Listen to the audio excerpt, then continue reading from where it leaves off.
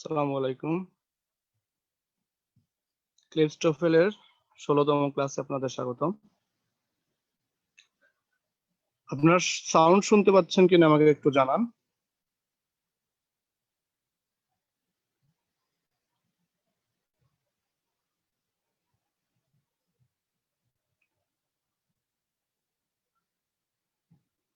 যারা শুনতেছেন একটু আমাকে একটু কমেন্ট করে জানান যে সাউন্ড শুনতেছেন কিনা আমাকে একটু জানান।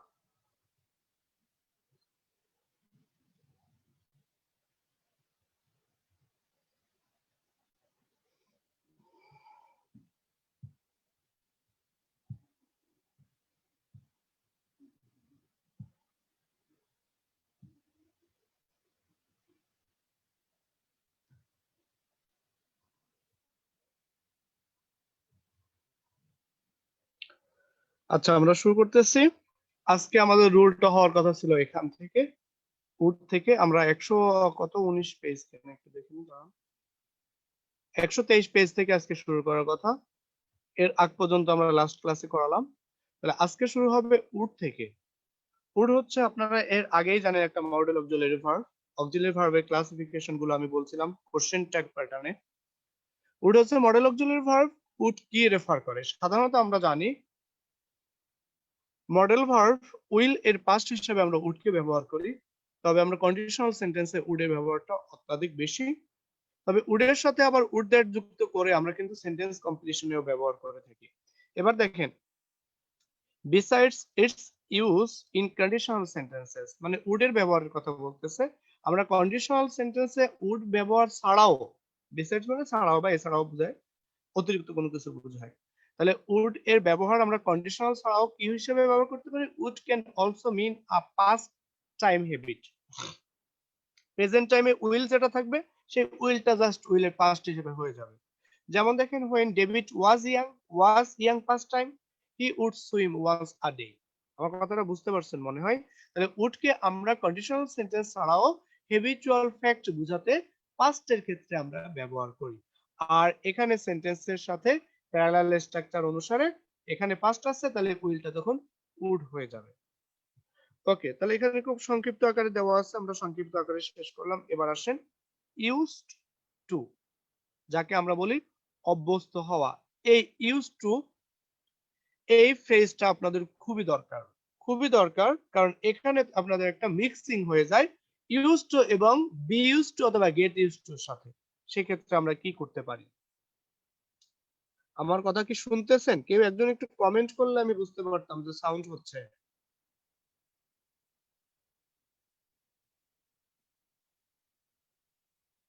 একটা কমেন্ট করলে, হ্যাঁ আমি একটু দেখে নিই।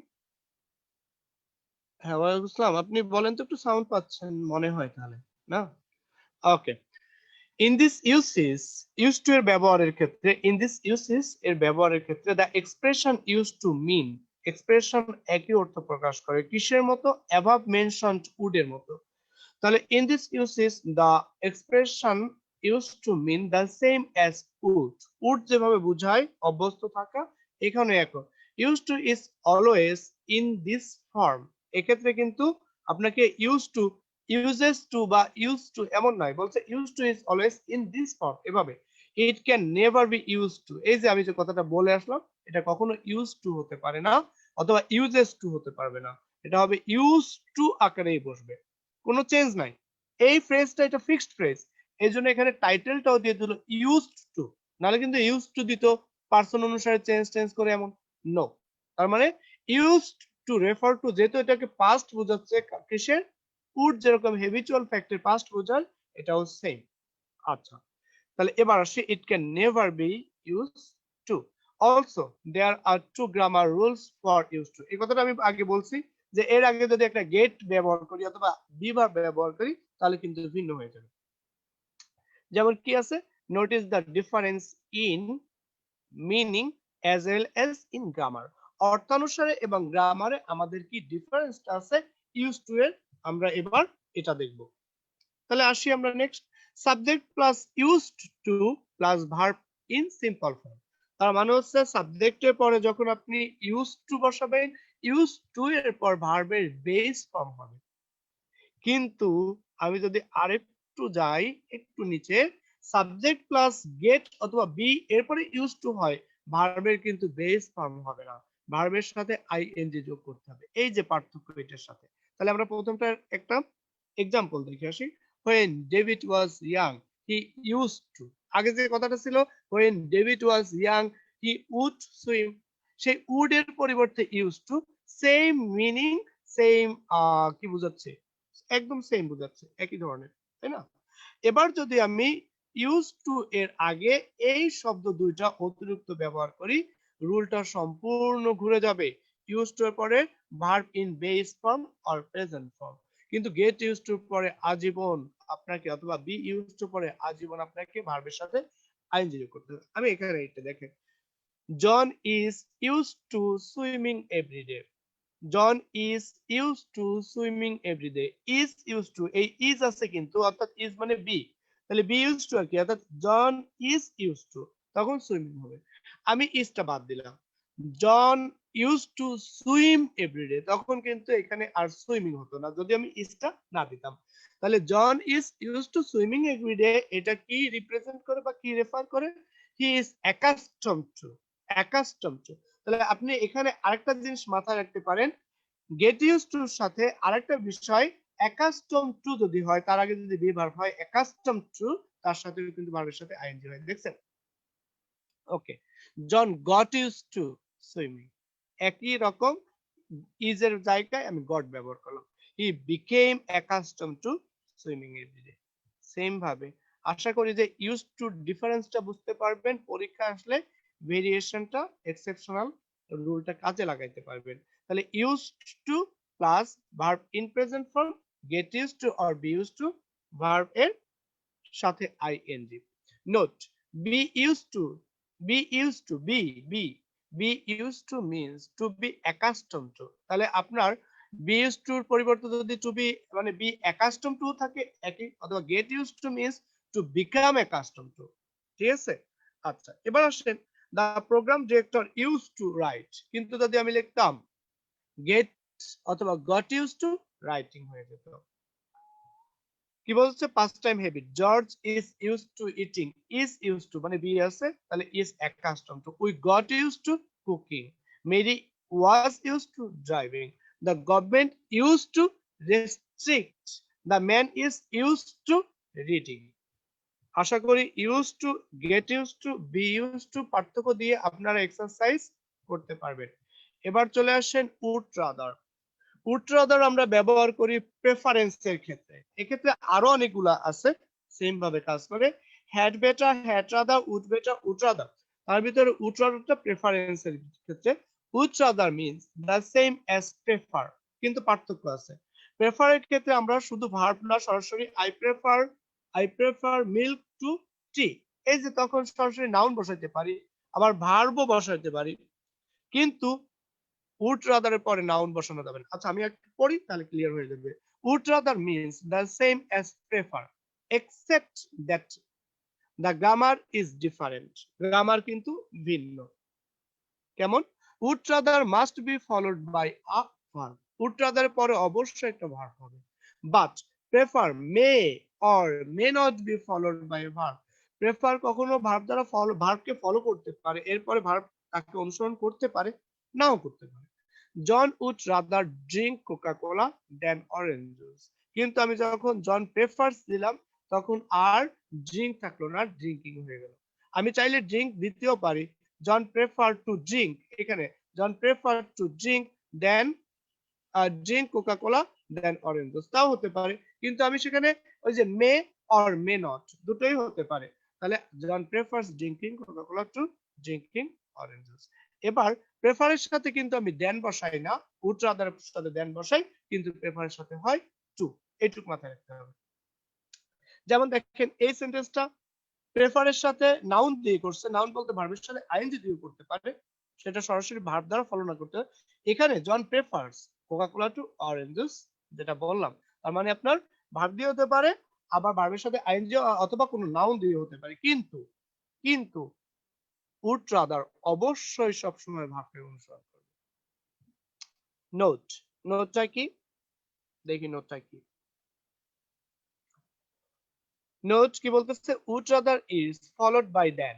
এই নোটটা তো আমি এই আগে বললাম যে উড রাদারে দেন হবে। when two things are mentioned, যখন দুইটা জিনিস বলা হয়, যখন দুইটা জিনিস না বলা হয় তাহলে যেমন আই উড রাদার গো এমন একটা সেন্টেন্স করতে পারি, সেখান থেকে জাস্ট ভার্ব, আর কিছু লাগবে না। আবার লিখতে পারি I would rather go than stay, তাও সমস্যা নেই। আপনি দুইটা জিনিস বলে মাঝখানে দেন বসবে তখন mention. But prefer is followed by to, prefer এর সাথে টু হয়, এটা appropriate preposition, prefer to, prefer to তুমি কিছু চুজ করা।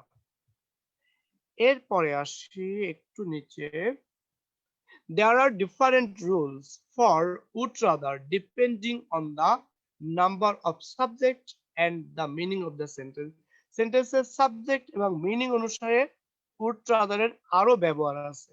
যেমন প্রেজেন্টে subject would rather, verb in simple, John would rather go to class tomorrow than today, to go to would rather তবুও বা বরং, জন বরং কি আগামীকাল স্কুলে যাক, আজকের থেকে আগামীকালকে যাক, আজকে যাওয়ার তো দরকার নেই। দুইটার ভিতরে প্রেফারেন্স বোঝাচ্ছে। পাস্ট যদি বোঝায় উড রাদার এর পরে তখন হ্যাভ হয়। প্রেজেন্টে বোঝালে উড রাদার এর পরে বেস ফর্ম হয়। আরেকটু কথা আমি একটু এক্সট্রা বলে নিই, উড রাদার এর পরে এই গো ভার্বের আগে এখানে টু হবে না, কখনো ইনফিনিটিভ দিবেন না। মনে করেন যে রাইট ফর্ম ভার্বে ব্র্যাকেটে আপনাকে বিসিএস এখানে দেওয়া আছে জিম উড রাদার, ব্র্যাকেট আছে টু গো টু ক্লাস, এভাবে আছে, আপনি টুটাকে বাদ দিয়ে গো কে বেস করে নেবেন, আপনার আনসারে কিন্তু ওভাবে লেখা থাকবে। পাস্ট ফর্ম, আমি যদি উড রাদারকে পাস্ট হিসেবে ব্যবহার করি তখন এরপরে ভার্বের সিম্পল ফর্ম নয়, এরপরে হবে হ্যাভ, হ্যাভ এর পরে ভার্বের থার্ড ফর্ম অর্থাৎ পাস্ট পার্টিসিপল ফর্ম। যেমন দেখেন এই জায়গাটায় পাস্ট বুঝাচ্ছে, কিন্তু কি বুঝাচ্ছে, John would rather have gone to class yesterday than today, তাহলে জনের উচিত ছিল বা জনের বরং গতকাল স্কুলে যাওয়া উচিত ছিল আজকের থেকে, কারণ গত ক্লাসে যদি আপনারা আসতেন তাহলে আজকের থেকে আরো হয়তো ভালো টপিক বা কোনো একটা ডিসকাশন পেয়ে যেতেন, এই জন্য বলতে তার উচিত ছিল গতকাল যাওয়ার। উড রাদার দ্যাট একটু ভিন্ন, এতক্ষণ করলাম আমরা উড রাদার, এখন would rather that when used with two subjects in the present can be followed by either the simple form of the verb or the past form. would rather that একটু নিচের দিকে আর একটু যাই, ডাউনে তারপর দেখতেছি, just would রাদারের সাথে that যোগ হলো, এবার কিন্তু আপনি গ্রামারে আরেকটা উন্মুক্ত অবস্থা পেয়ে গেলেন। কোথায়, আপনি এটাকে সিম্পলেও করতে পারবেন অথবা পাস্টেও করতে পারবেন, তার মানে প্রেজেন্ট ইন্ডিভিড পাস্ট ইন্ডিভিড দুটোতেই যেতে পারবেন। যেমন দেখেন, it will be followed by the simple form when it has a subjunctive meaning, subjunctive যখন থাকবে as explained in grammar item 25 A explain করা হয়েছে। it will be followed by the past tense when the meaning of the sentence is contradictory বা contrary to fact, just as that rule affects conditional sentences and the verb wish। আরেকটু সামনে গিয়ে দেখি যে কি বোঝাচ্ছে, প্রেজেন্ট সাবজাংটিভ কি বলতেছে, সাবজেক্ট 1 এরপরে উড দ্যাট যদি থাকে, আমি এখানে কি করব, সাবজেক্ট 2, সাবজেক্ট 2 এর পর সাবজেক্ট 2 এর পরে ভার্বের বেস ফর্ম হবে।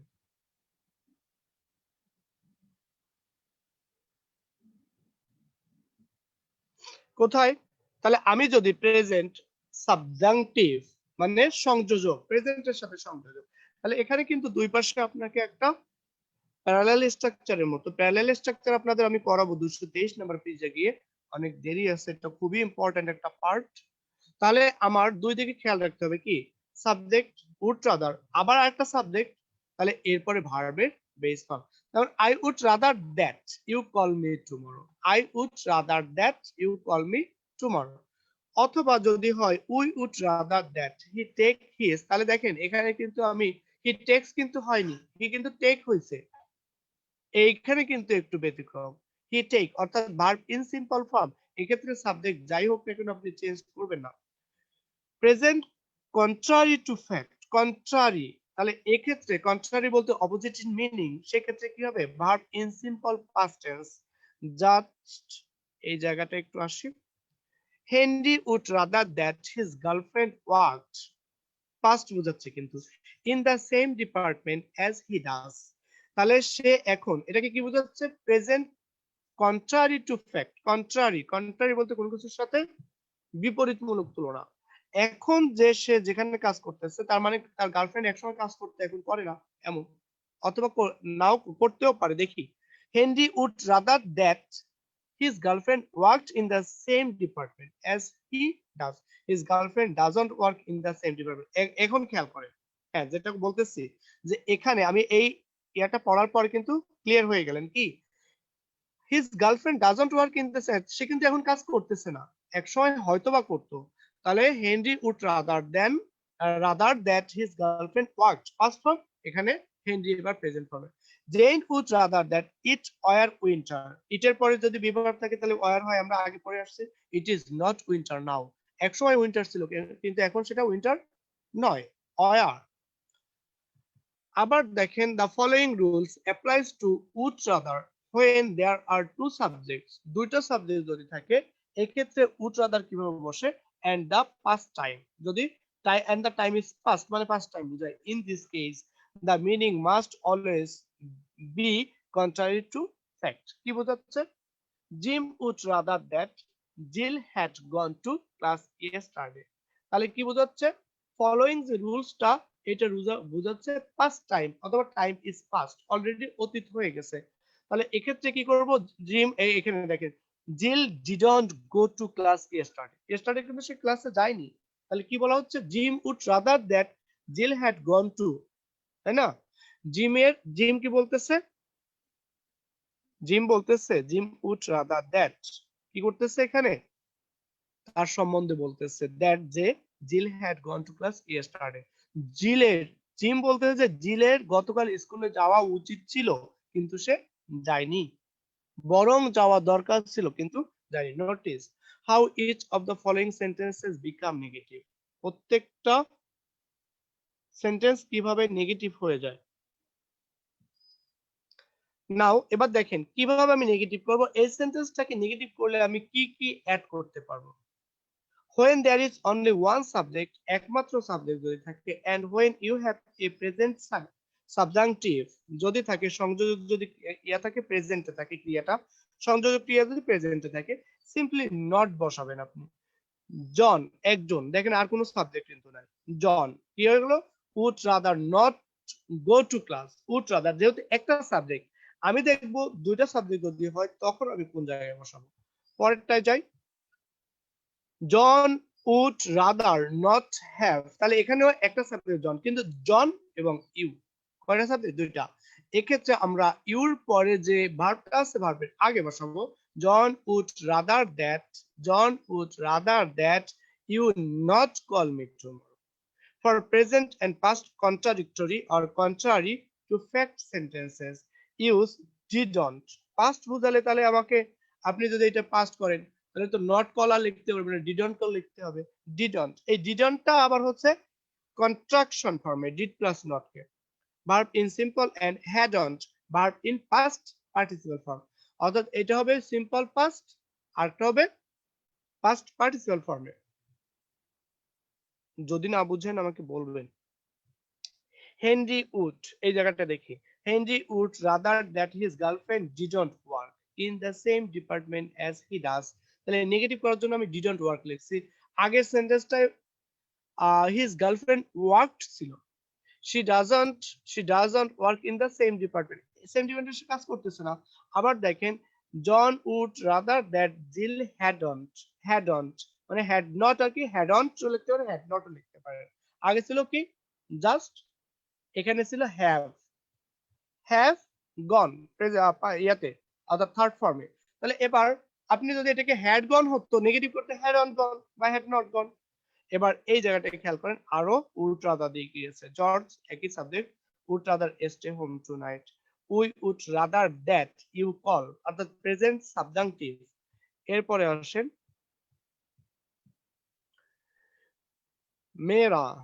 মেয়েরা একজনের নাম, মেয়েরা উড রাদার ড্রিঙ্ক, ট্রুও হবে না আইএনজিও হবে না, আবার নট আসবে না, নেগেটিভ নাই। Ricardo would rather not be, এই যে বি নট বি হয়ে গেল। রিসুকো would rather that we এর পরে আরেকটা মানে রিসুকোর পরে সাবজেক্ট, এখানে দুইটা সাবজেক্ট, তাহলে এখানে যেটা ছিল লিভ একবার হয়ে গেল নেগেটিভে ডিডন্ট লিভ, এটা ছিল লেফট তখন নেগেটিভে ডিডন্ট লিভ হয়ে গেল। Roberto would rather that we hadn't left, এটা ছিল had left এবার হয়ে গেল hadn't left। এই অনুসারে আমরা রুল নাম্বার 23 এক্সারসাইজ করব। আমরা একটু আসি মডেল ভার্ব। উড লাইক কোনো কিছুর মতো সিমিলারিটি যদি বোঝানো হয়, this expression is often used in invitation, তাই না? ইনভিটেশন, ইনভিটেশন মানে হচ্ছে আপনি কোনো ক্ষেত্রে কাউকে আহ্বান জানালেন, কাউকে দাওয়াত দিলেন এমন। It can also mean want, অর্থাৎ উড লাইক মিন্স ওয়ান্ট বোঝাতে পারে। Note, it is not correct to say do you like, do you like এর সাথে নয়, উড লাইকটা ডু ইউ লাইক এর মতো নয়। To invite somebody to do something, তাহলে আমি একটু সামনের দিকে যাই, কি বোঝাচ্ছে? উড ইউ লাইক কোনো কিছু করতে মানে মানে চাওয়া আর কি। Would you like to dance with me, অর্থাৎ ডু ইউ ওয়ান্ট টু, আমি যদি সেন্টেন্সটাকে এভাবে লিখতাম do you want to dance with me, অর্থাৎ ওয়ান্ট দা, would you like to dance with me, তুমি কি আমার সাথে ডান্স করতে চাও, অর্থাৎ ডান্স করতে পছন্দ করো, তার মানে হচ্ছে ওয়ান্ট বোঝাচ্ছে, উইশ বোঝাচ্ছে, ডিজায়ার বোঝাচ্ছে, এক্সপেকটেশন বোঝাচ্ছে। I would like to visit Japan, I want to visit Japan. We would like to order now, please. The president would like to be re-elected. They would like to, তারপরে সব want to study at the university. Would you like, আগে যেহেতু would দিছে interrogation চিহ্ন, interrogative চিহ্ন, দেখেন interrogative sentence. Would you like to see a movie tonight? তার মানে would like মাঝখানে সাবজেক্ট বুঝতে পারে, would like equal to want বুঝবেন, অর্থাৎ কোনো কিছু চাওয়া বা করতে চাওয়া বোঝায়। এরপরে চলে আসতে পারি আমরা could may might, modal auxiliary ভার্বের আরো তিনটা form. Although could is used in conditional, could কে আমরা কন্ডিশনালে ব্যবহার করি। It can also be used to mean possibility, possibility probability সম্ভাবনা বোঝাতে আমরা কুড বসাই। আবার ইন দিস কেস এক্ষেত্রে could may or might mean the same, এই তিনটার অর্থ কিন্তু একই অর্থ বোঝায়। The speaker is not sure of the statement made when using this models, আমি কোন মডেলটা কখন ব্যবহার করব। যেমন দেখেন it might rain tomorrow, it will possibly rain tomorrow. এখানে আমি একটু কথা বলি যে মে এবং মাইটের ভিতরে একটু পার্থক্য আছে। মে এবং মাইট দুইটার জোর বা এমফেসিস দেওয়ার ক্ষেত্রে পার্থক্য কোথায়? ইট মে রেইন টুডে সম্ভাবনা কিন্তু কমে যায়, আমি এটাকে পার্সেন্টেজে ধরলে মনে করেন যে 30% সম্ভাবনা, তাহলে সম্ভাবনার হার কম। কিন্তু যদি বলি যে আজ বৃষ্টি হতে পারে, অর্থাৎ ইট মাইট রেইন টুডে, তার মানে সম্ভাবনাটা বেশি। যদিও এক্ষেত্রে আমরা সম্ভাবনার ক্ষেত্রে কখনোই এসুরেন্স দিতে পারি না, এই জন্য মে থেকে মাইটটার এসুরেন্সটা একটু বেশি, পসিবিলিটি বেশি। ইট will possibly rain tomorrow, it may rain today, ঠিক না? এর অর্থ কি বোঝায়? অর মেবি, এই দেখেন মের সাথে বি আলাদা নয় কিন্তু একসাথে, সম্ভবত perhaps it will rain tomorrow, it could rain today tomorrow, অথবা it may rain tomorrow same ভাবে বোঝাবে। নোট, মেবি, এই যে maybe is a combination of may and be, এর অর্থ কিন্তু ভিন্ন। মের সাথে বি যদি গ্যাপ থাকে তাহলে হচ্ছে মে হচ্ছে মডেল ভার্ব, বি হচ্ছে তখন প্রিন্সিপাল ভার্ব, অথবা এরপরে যদি আরেকটা প্রিন্সিপাল ভার্ব থাকে তাহলে দুটোই, এটা মডেল ভার্ব হবে তখন এটা বিভার্ব হবে, পরেরটা প্রিন্সিপাল ভার্ব হবে। ইট মে বি সেইড, যদি বলা হয় it may be said, may modal verb, be auxiliary verb, আর সেইড হচ্ছে principal verb. But it is one word and it is not auxiliary, এটা কিন্তু ওয়ান ওয়ার্ড। এই মেবি মিন্স পারহ্যাপস, পারহ্যাপস মানে সম্ভবত, পসিবিলিটি আছে ওখানে, it means same as perhaps. Example গুলো দেখি। The president said that there might be a strike next week. সম্ভাবনা খুব বেশি, might be. I don't know what I am doing tomorrow. I may go to school. I may go to the beach or I may stay at home. আমি জানি এখানে সম্ভাবনার হার কম, আমি যেতেও পারি নাও যেতে পারি। It might be warmer tomorrow, সম্ভাবনা খুব বেশি। It may not be able to, sorry, I may not be able to go with you tonight, সম্ভাবনা কম। I don't know where Jamie is, তাই না? He could be at home, সম্ভাবনা সে বাসায় থাকতেও পারে, অর্থাৎ he may be at home same অর্থ প্রকাশ করে। আপনাদের বেশি হয়ে যাচ্ছে নাকি? দাঁড়ান, শুট শেষ করে আসতে পারবো কিনা।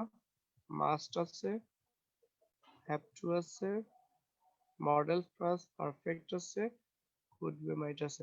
তাহলে ঠিক আছে, আমরা নেক্সট ক্লাসে শুট থেকে শুরু করবো আসলে। সেই পর্যন্ত এইগুলো একটু বাসায় আবার টেক্সট ধরে প্র্যাকটিস করবেন। আমরা 129 পৃষ্ঠা থেকে নেক্সট ক্লাসে ইনশাআল্লাহ শুরু করব।